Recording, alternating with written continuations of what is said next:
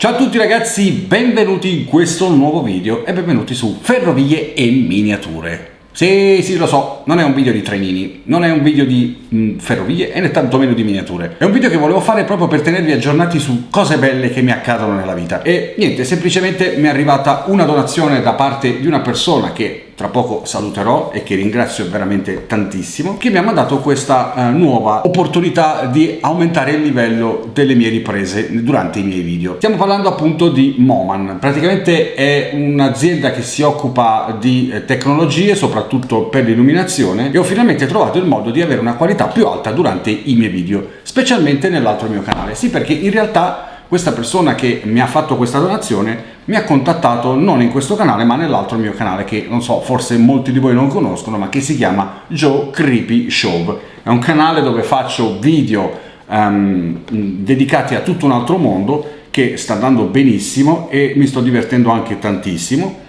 E questa persona, tra l'altro ragazzi, pensate, è una persona che si occupa di cinematografia, quindi una persona che è nel mondo del cinema, mi ha visto e mi ha detto: mi chiedo ancora come mai hai così pochi iscritti e ancora così poche visualizzazioni. Uno dei primi problemi probabilmente mi ha detto che forse era la qualità dei miei video. Mi ha chiesto che telecamera utilizzassi, poi mi ha chiesto comunque di potermi contattare in privato via mail e da lì si è presentato, si è qualificato dandomi appunto tutte le sue, diciamo, generalità e mi ha detto: guarda, io mi occupo di questo, mi piaci, ti sto tenendo d'occhio, ti sto seguendo perché hai delle grandi potenzialità. Raga, io sinceramente all'inizio pensavo fosse un troll, quindi ho detto: secondo me mi sta trollando, mi sembra molto strana questa cosa. E invece no ragazzi, perché quando poi mi ha chiesto l'indirizzo per mandarmi questo, a me è arrivato, io lo ringrazio veramente, si chiama Vittorio, mi fermo qui, dico solo il nome, e ha una produzione cinematografica e lui ha detto che il mio canale Joe Creepy è veramente bello, potenzialmente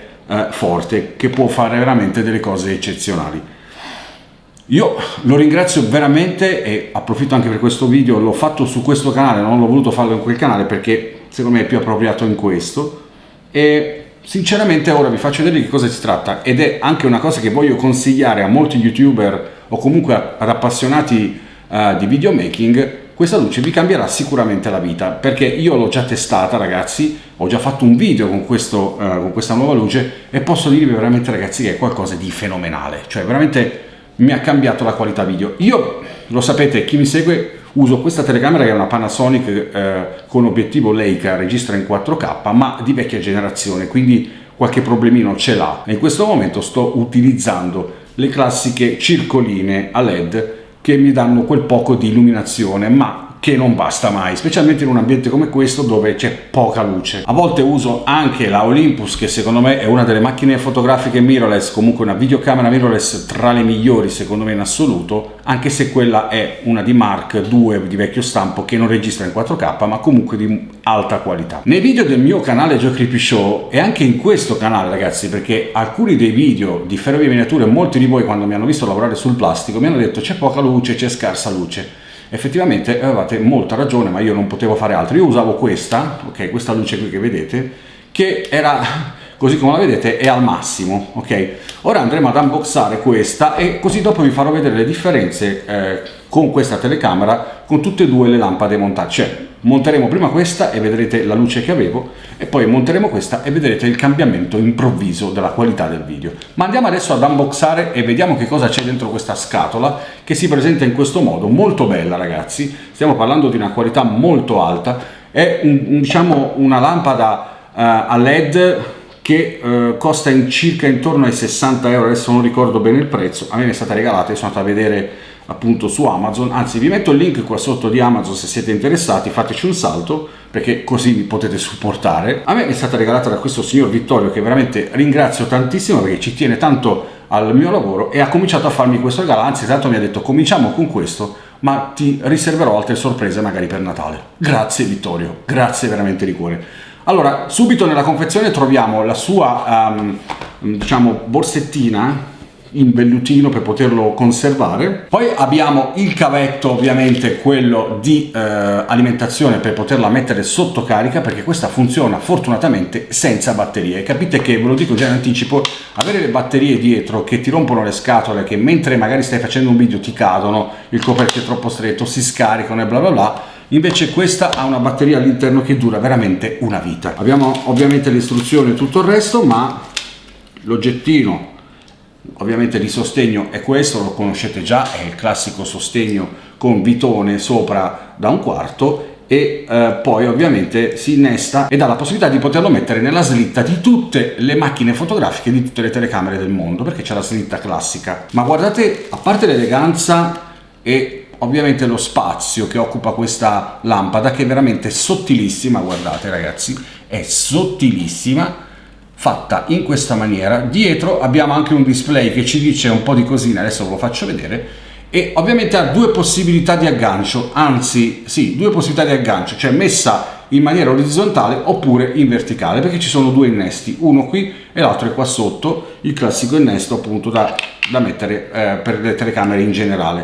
Poi sul lato destro c'è la rotellina di gestione per l'aumento o la diminuzione della luminosità, e poi sopra c'è il tasto d'accensione. Inoltre poi ovviamente c'è qua sopra l'innesto per il cavetto USB per poterla mettere sotto carica. E vi dico che in questo momento si trova al 50%. Vedete, dietro c'è un display, non so se riuscite a vederlo, penso che la telecamera metta a fuoco in qualche modo, sì, c'è un display che ci fa vedere praticamente queste caratteristiche che sono appunto la durata e la percentuale di luminosità. Se io la tengo al 50%, per esempio, come è impostata in questo momento, mi dà che in questo momento è capace di portarmi avanti questa luminosità per circa un'ora. Ovviamente se vado a diminuire la percentuale di luminosità, la porto tipo, che ne so, al 16%, ho diminuito, vedete, è aumentato ovviamente la durata di autonomia. Infatti dice che può tenermi per 2 ore e 8 minuti, cioè ragazzi, tantissimo. 2 ore mi tiene accesa la luce in questa modalità.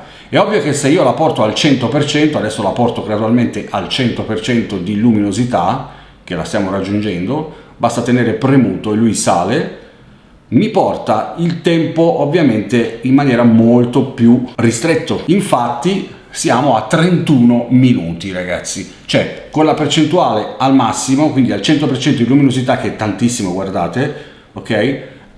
Lui in questo momento con la carica di batteria che io ho lasciato, siamo quasi a metà, mi manterrebbe per 30 minuti questa luminosità. Se la tengo sotto carica al massimo riesce a tenere anche 40-45 minuti, l'ho già testato ragazzi. Inoltre qua c'è anche il suo filtro che è fatto di silicone ragazzi, molto bello, guardate, così anche se dovesse cadere per terra abbiamo questa cosa che fa da paraurti. È un sistema fatto proprio per metterlo all'interno, ci sono tutti i tagli proprio nei posti dove ci sono gli inserimenti dei cavi e delle eventuali allacciamenti da mettere sulla macchina fotografica. Infatti va messo in questa maniera e possiamo comunque gestire i controlli attraverso appunto i fori che sono stati fatti su questo filtro fatto di silicone. Adesso la mettiamo sulla telecamera e andiamo a fare un test, vi faccio vedere le differenze tra questa che sto utilizzando adesso e questa qui che utilizzavo prima, e tutto questo grazie a Vittorio che crede in me, e veramente grazie di cuore per quello che hai fatto.